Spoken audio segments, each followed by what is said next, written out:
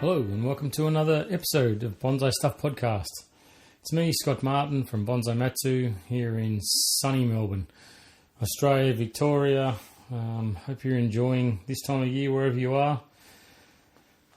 Here we've had a bit of a slow start to our spring.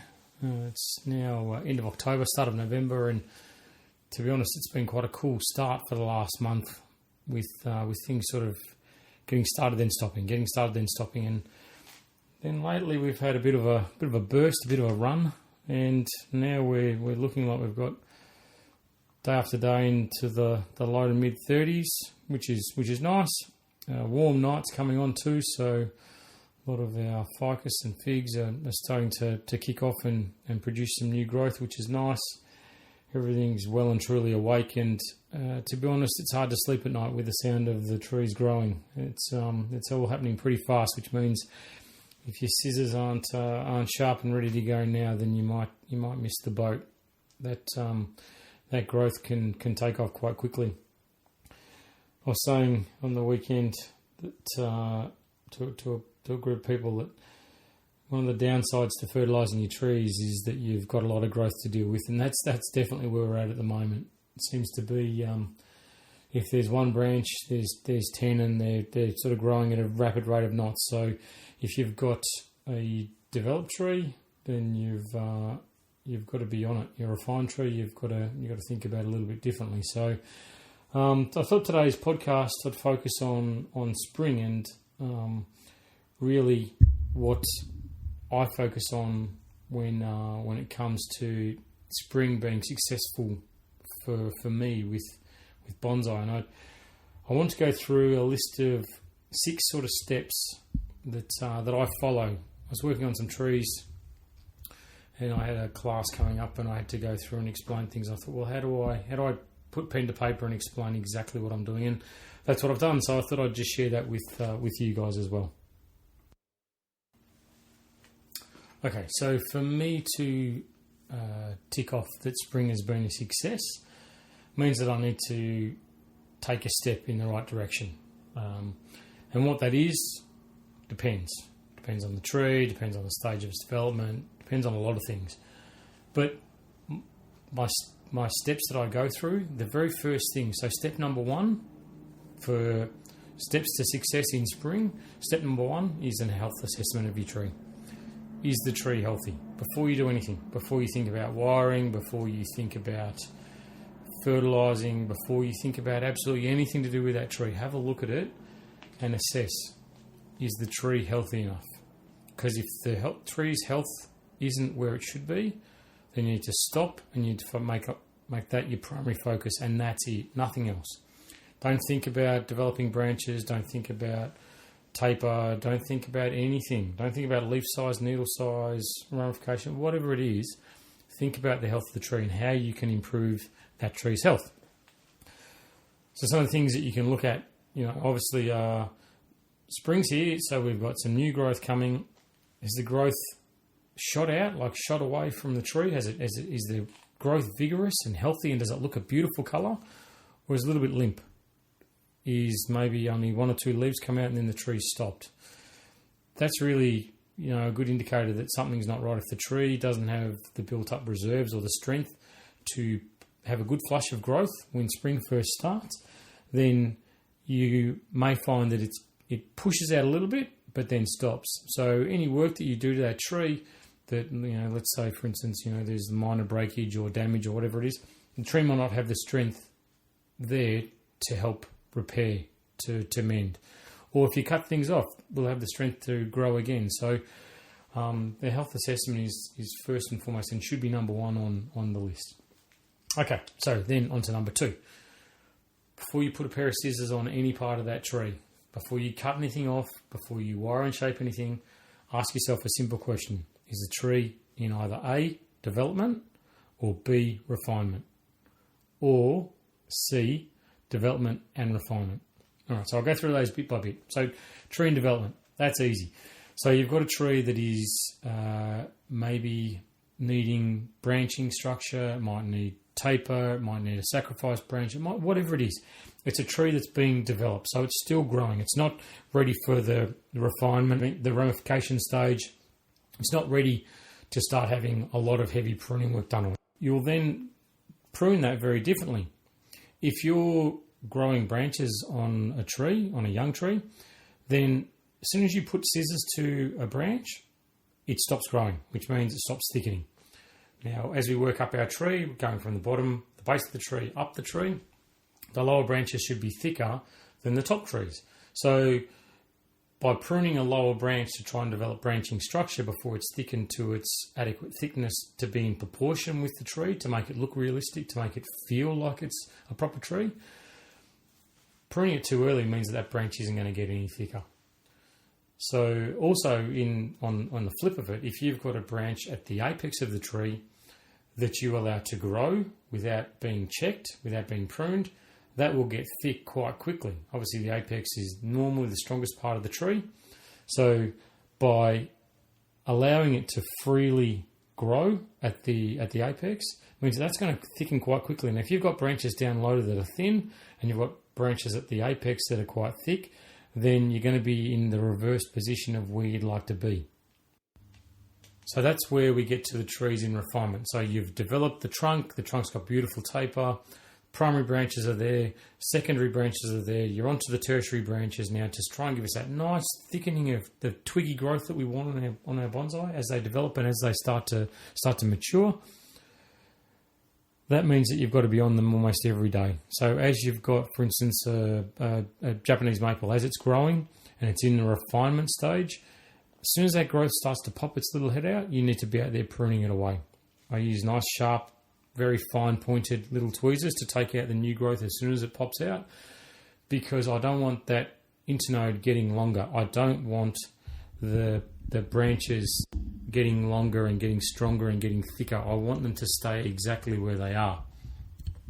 All I want is further fine twigging branching to give me the fine ramification that I want. So by missing a couple of days of that pruning at that very early stage, as soon as spring starts, means that I can possibly ruin fine, delicate branching on that tree. And when it comes time for pruning, and winter silhouettes here, and I have a look at the tree and it's got very thick, knobby growth because I didn't prune it quick enough, it means I've got to then go and remove that thicker growth to get to the fine twig branching that I want for my ramification. So refinement can be a lot of work. Then you get to the part C, which is the development and refinement, which is probably where the vast majority of your trees are going to be. You're going to be wanting to prune the apex, as I said a little bit earlier. So the apex on the trees will get into the refinement stage a lot sooner than what your branches will further down, because the branches will need to grow, will need to thicken. So therefore, they're going to be allowed to develop. And you may have sacrifices coming off those branches. It might be that you're allowing rampant growth there to encourage further back budding, maybe further back down the branch, so then you can remove part of that branch to rebuild it. Whatever it is, you're going to have the apex being pruned pretty quickly and the lower branches being left and allowed to develop. So moving forward to the next thing, step number 3 that I think personally is important for my trees in spring is, okay, so we've looked at the health, we've looked at development, we've looked at refinement. The third thing that we've got to look at is structural improvement. So every time that you make a cut to your tree, or you put that tree on that bench in front of you, you have to have it where that tree takes a step forward. You need to improve that structure, no matter what stage it's at. Every tree, I've talked about it before, we're not dealing with clay, we're not dealing with a static medium, we're dealing with something that's living and evolving every single day. So even if you look at that tree last week and you go, that is perfect, that's exactly where I want it to be, this week it's changed, it's grown. So think forward on the tree. Try and look at the structure of that tree, look for where you have flaws, look at what can be removed or what can be replaced or what can be made better than what it is. Maybe there's a branch that needs wiring, maybe there's something that needs pruning back, maybe an internode's too long and there's a pair of buds further back on that branch. Always look at improving the structure of that tree. So then going on to the next part, step number 4 is a what I call the plan. Okay, how are you going to tackle the work? Now you've focused on development, refinement, you've ticked off on the health, you looked at the structural improvement, yep, okay, what's my plan of attack? How do I do this? That's quite simple. It's, okay, I'm going to focus on refinement first, so prune the apex. Secondly, I'm going to then start working on growing the lower branches. All right, so if I'm going to grow the lower branches, what do I need to do with that? All right, so then I'm going to feed the tree. I'm going to do this with the tree. I'm going to rotate it. I'm going to put it in this position. The branches are going to get quite long, so it's going to need more room on the bench. Whatever it is, develop the plan in your mind of how you're going to tackle that work. Then get into the process. Start the work. So you've thought about what needs to be done. You've come up with a plan on how you're going to do it. Then get into the process. So the process is the pruning, branch cutters, wiring, whatever it is. Just that's almost the last step that you need to focus on for spring. Now, the very last step that I work on once I've done all this work, so I've assessed the health, looked at the development, refinement, I've made structural improvements, come with a plan of how I'm going to do the work, I've got the process in place for how I'm going to do the work, and I've done the work. So everything's done, sitting back, patting myself on the back, thinking this is great, looks good. Last thing you've got to think of, what's the next step? Because this is going to change again. Next time you turn around and look at that tree, you're walking through, having a cup of coffee, you're going to go, wow, okay, that's grown. Hopefully it's to do with the plan. Hopefully things have progressed as you've thought they would. But if it hasn't, it's not the end of the world. It just means that you need to then work on what the next step is. But in your mind, and when you work on these trees, it's important for me to know, okay, well, next time that tree comes into the workshop or goes onto the bench, this is the next step. It might be removing sacrifice branches. It might be thinning out the apex. It might be bringing the apex back into line because it's suddenly got too broad and looks more like an umbrella than the apex that I want on my tree, which is a bit narrower in a refined line. Whatever it is, you just need to always think about that next step because it's not static. It's going to go on and on. And you need to prioritise. You need to prioritise the work. So as you're going through thinking about all these things, your processes, your next step, all the rest of it, prioritise the work. Might not have to get all done in one hit. You might not have time to do it all in one hit, but you certainly need to prioritise what it is that needs to be done.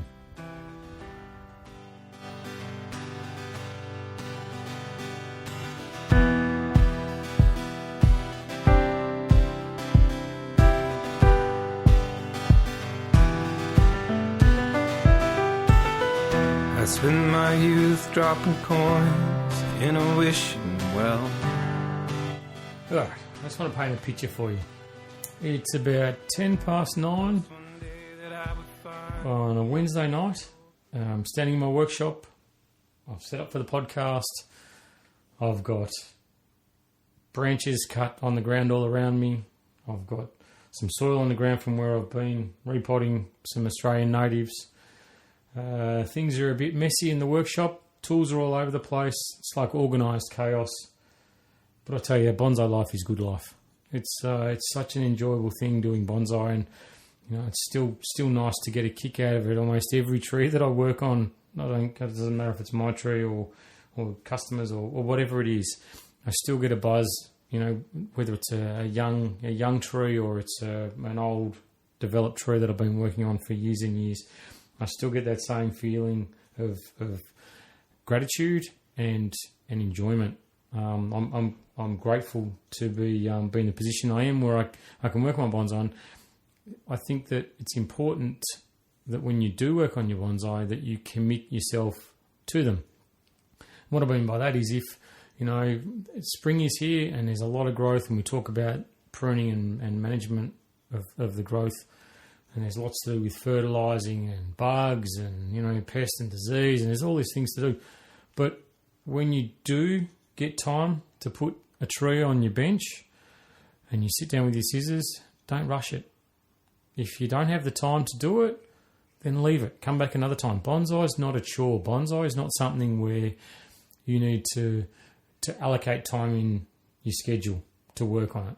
It's nice if you can just draw a breath, work on it, enjoy, lose yourself a little bit, zone out from everything and just disconnect, because that's when you're going to get the most out of it, and that's when you're going to do good work and accurate work on your trees.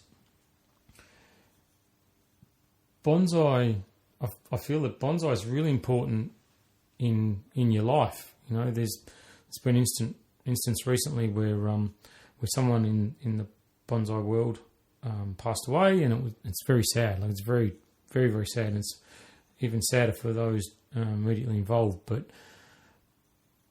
I think that bonsai community is very strong, like any group. You know, there's always characters involved in it, but from my opinion, is that bonsai brings out the best in people.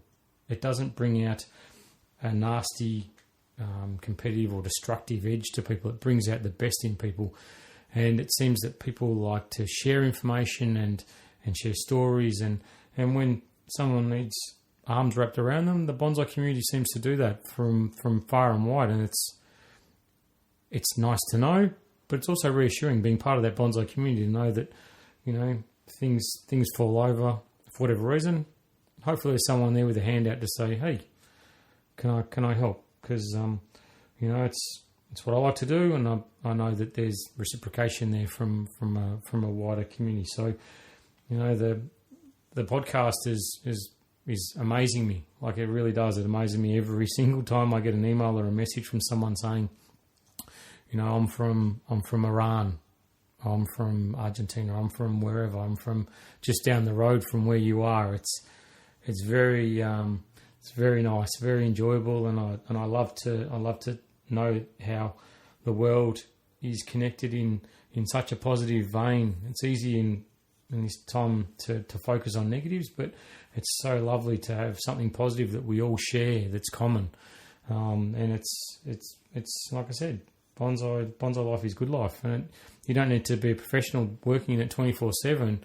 You can be a hobbyist that has a collection of 5 trees that enjoys it just as much as what I do. You don't need to have, you know, $1 million tree sitting on your bench to get an absolute tickle inside your stomach when you're working on trees and you're pruning.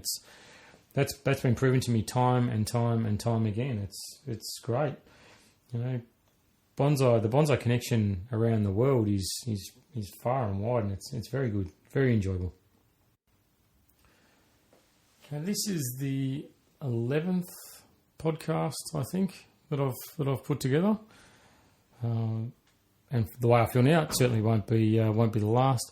But I've talked a bit about fertilising your trees and healthy trees and all that sort of stuff. And I just want to talk about what I call the thin red line of bonsai. The health of your tree is something which you just cannot take for granted. Doesn't matter what stage it's at, refinement, development. Doesn't matter how old it is, whether it's, you know, 12 months old or it's 100 years old. It makes no difference. The thin red line of bonsai is what I call the tipping point, where something minor, relatively minor in the tree's life, can cause it to fall over in a way that cannot be fixed.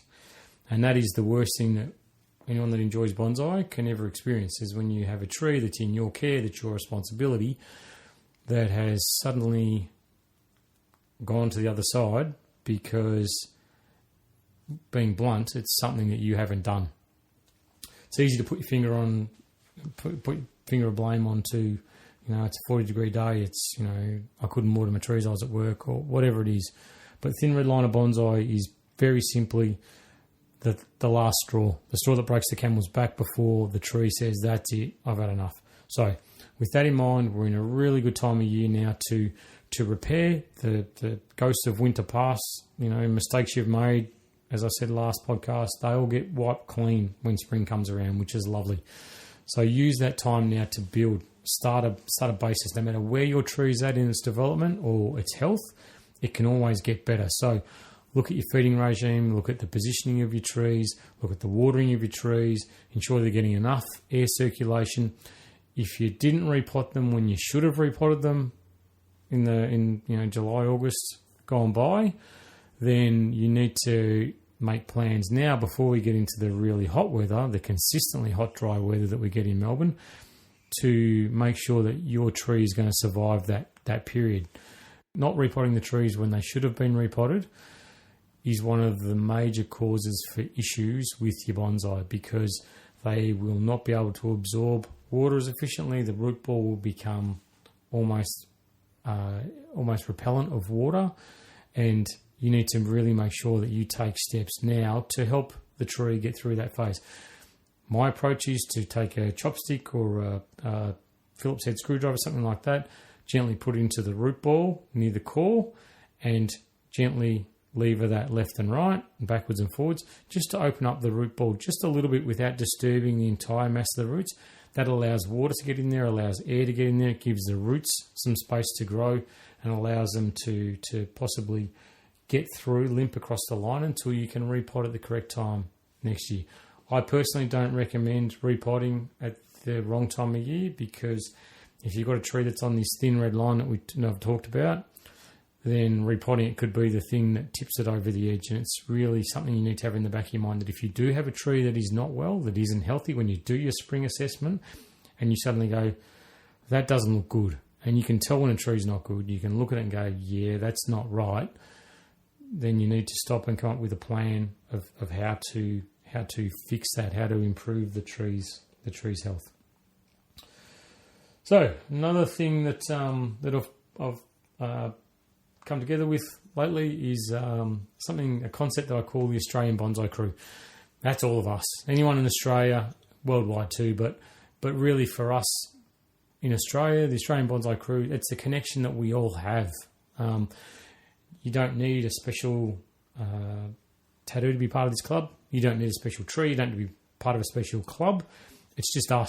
We share it inherently because of who we are, the conditions that our trees grow in. I know it varies drastically from state to state around Australia, even suburb to suburb around Australia. It changes very quickly, but we're all united doing bonsai together, and I think that's why the bonsai clubs and the overall governing bodies of the bonsai clubs all do so well here, because we're all joined together from this inherent love of little trees, as I've talked about before. I think it's great. So yeah, you're all part of the Australian Bonsai Crew. I hereby announce that you guys, anyone listening to this inside Australia and outside of Australia, you're all part of the Australian Bonsai Crew. So there you go.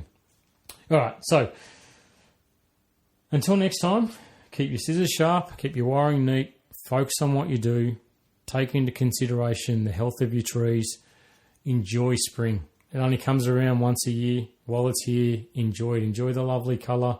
Yes, there's lots of work to be done, but geez, it's fun doing it. So get into it. Until next time, please get in touch with me if you need to, or if you'd like to, via Instagram, Facebook, or via the website, bonsaimatsu.com. It's been my pleasure again, as always. Thank you for listening. I'm not sure why you do, but I'm really, really glad you do. And please reach out if you ever need to say good day or ask me of anything. I'm more than happy to be involved. So thank you very much. Until next time, good bonsai.